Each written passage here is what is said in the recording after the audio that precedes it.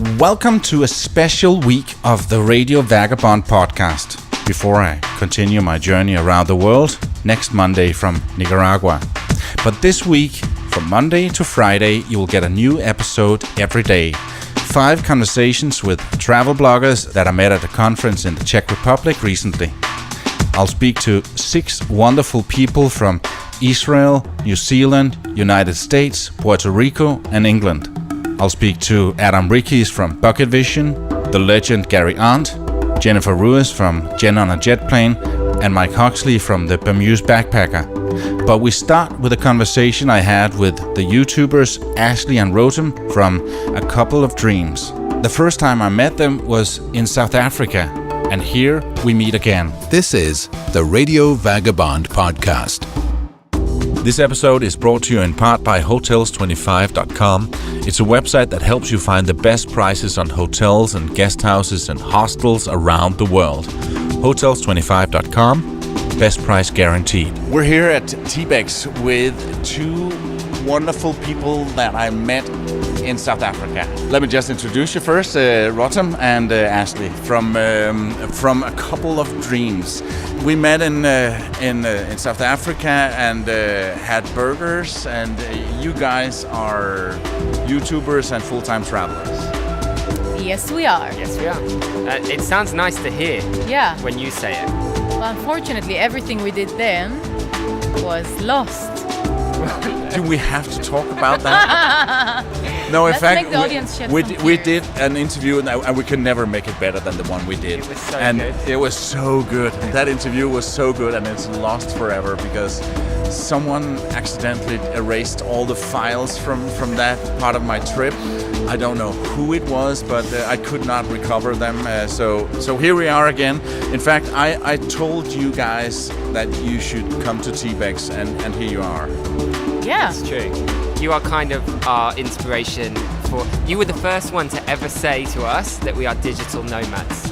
And now we feel like we are digital nomads. Yeah, and thanks to you, we found out about T-Bex, and we actually discovered a lot about our journey after the point we met. Yeah. And at the time, you were doing a lot of video, a lot of YouTube, like almost every other day. Now you're doing it a little bit less, but still doing a lot of YouTube. Yeah, so we changed it up since we saw you. When we first saw you, we'd just got going. We were like 2 months into our journey, and we were like just doing travel videos. But we realized that 3 travel videos a week with driving like 8 hours and then like 10 hours editing left us no time for sleeping, eating, or seeing anything. And it was so tough for us. Welcome to my life. Basically, yeah. It was so tough for us, and so we took a month break in Israel and we re-established, and we understood that the most important thing for us was about creating life in the most unique, engaging, and I guess special way possible. So we now changed everything up, and our channel is now all about our journey to fulfill 100 dreams. 100 dreams. Wow. Okay, how many dreams have you fulfilled so far? We filmed 20. But we put out there, at the moment, you have 9 on YouTube on our channel. And we hope that until next time we see you, we'll have at least like 60. Yeah, well, by the time this comes out, then they'll probably be like... Oh, I might surprise you there. I might surprise you. So there we go. Yeah. Okay, so I was born in Israel and raised in Israel, and I did 3 years of acting school. Loved everything about the stage, obsessed with acting and theater. And then I decided I want to do a bit more of something else that is also my passion, so I went to study psychology, sociology, and anthropology. And from there I built my very much loved drama empowerment workshops that I'm running in the last 3 years, that I really, really love. Still, until today, we're running Drama empowerment workshops. That sounds interesting. How does that work? Basically, I believe that the stage and the theater has healing tools that everyone can use. Whether you love being on stage or you don't, both cases, you can learn a lot from theater, and it can really open your eyes to different characters that you have inside, to the different colors that you can show to the world, and basically take people from their little box that they usually put themselves in, and yeah. It's amazing. It's like I watch her workshops, and it's like magic. She will take people that might be very self-confident, very timid, and in 2 hours they will be singing in front of 30 people. It's very unique. It's very special. I think she's the only one that can do it. Of course. So tell me about your journey so far. When we met, you've only just started. Now you're more seasoned travelers. What's your plan and what's your ambition? Where are you going from here? Wow. We changed a lot. Basically, we stopped traveling from every day to a new place. We started basing ourselves in different countries. So basically, we did a month and a half in Budapest. Now we're going to have a month and a half in Prague. And hopefully, after that, we're going to have a few months in Africa. Again. And again. Where in Africa? We don't know yet. Where should we go, Pally? Oh, you could go to Senegal and Gambia. That would be interesting. And that's some completely different Africa than Yes. down where we met. Yeah. I think what Rotem's getting at though is that we decided to not travel and to essentially like live in countries for extended periods of time, and it makes it much more. In the time that we were in Budapest, we didn't actually do anything touristy. We started to like engage with the locals. We did some really fun episodes that were like showing strangers their sexy side, and we did karaoke party and wakeboarding and a lot of fun stuff. I mean, you make the karaoke party smaller. Rotem managed to get a private karaoke room, and then we hit the streets for the day and invited strangers to join us for a karaoke party. But we had some really cool experiences. We met a rapper on the streets and we made a music video. Yeah. And actually we can exclusively release our latest idea that we're going to do with him. The music video was really, really successful. He hasn't seen it yet, but it's really good. We'll show you after this interview. And Rotem came up with an amazing idea. He's got 11 tracks, and he's just like us, an emerging artist. So we thought to collaborate with him and do 11 music videos in 11 different cities. So he's committed to flying to different cities to meet us around the world. Oh my God. And one of them, we definitely want to do in Nigeria, where he was born. It's a great idea. We didn't know if he will be up to it, and he is. So we are on our way actually to pitch it to one of the Czech Republic tourism, board. We thought it'd be really cool. Oh, shush, it's your mum. Ima! And cut.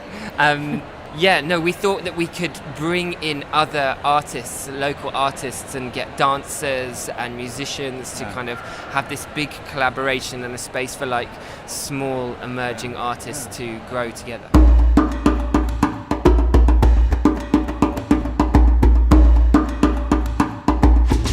How do you fund your travels?